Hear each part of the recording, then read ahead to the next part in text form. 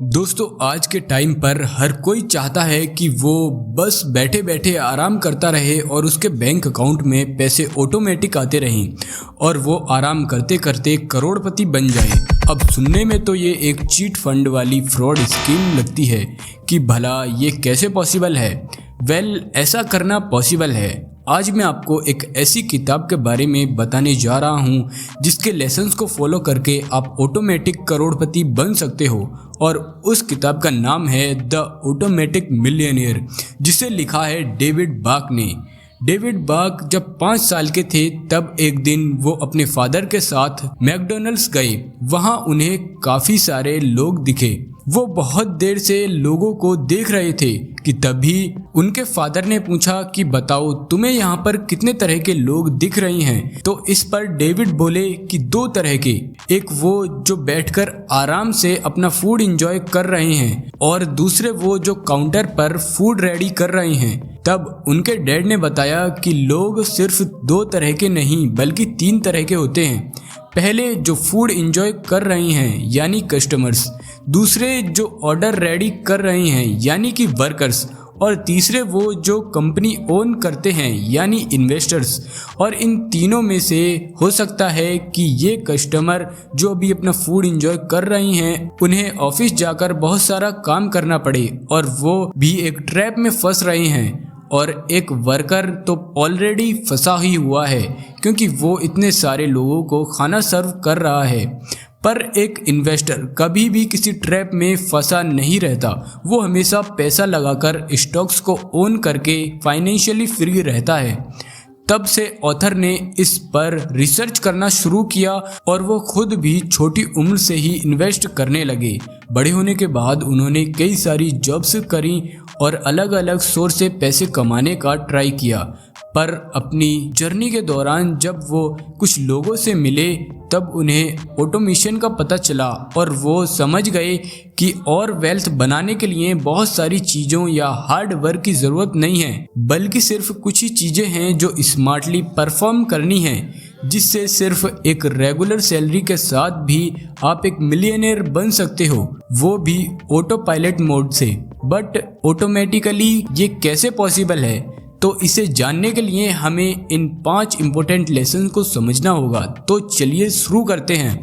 Lesson number 1, पे yourself first, यानी अपनी कमाई हुई मंथली इनकम में से सबसे पहले अपने आप को पे करो। उस अमाउंट को इन्वेस्ट करो वेल्थ बिल्डिंग के लिए। दोस्तों अक्सर हमारे साथ ऐसा होता है कि जब भी हमारे पास सैलरी आती है या कहीं से पैसा मिलता है तो सबसे पहले हम ये सोचते हैं कि इन पैसों को कहाँ खर्च करना है, और ये हैबिट बड़े होने के बाद नहीं बल्कि बचपन से ही बन जाती है।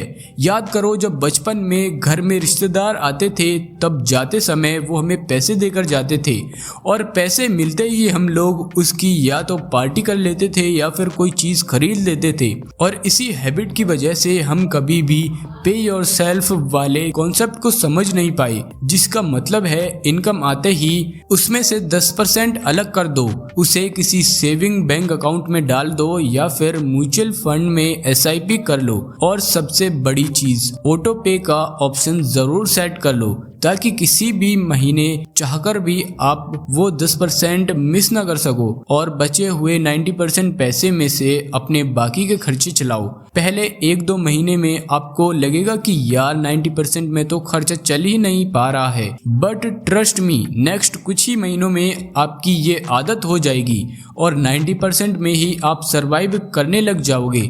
और ऑटो पे का ऑप्शन सेलेक्ट करने की वजह से आपको पता भी नहीं चलेगा कि आपकी वेल्थ ग्रो होते होते कितनी बढ़ गई है। Number 2, the latte factor. दोस्तों इमेजिन करो ये है मिस्टर प्यारेलाल, और मिस्टर प्यारेलाल का दिन तब तक शुरू नहीं होता जब तक उन्हें गर्मा गर्म कॉफी नहीं मिलती, और रोजाना सुबह सुबह काम पर जाने से पहले वो अपने पास वाले कॉफी हाउस से 150 रुपए की कॉफी लेते हैं और निकल पड़ते हैं। अब यहाँ हमारे मिस्टर डेविड कहते हैं कि इन 150 रुपये को खर्च करने से अच्छा है आप इन्वेस्ट करो और रिच बनो। इस कॉन्सेप्ट में ऑथर हमें कॉफी पीने को मना नहीं कर रहे हैं, बल्कि फ्रोगल स्पेंडिंग के लिए कह रहे हैं, जिसमें वो कहते हैं कि instead of spending $5 in dam coffee just save this amount and become rich.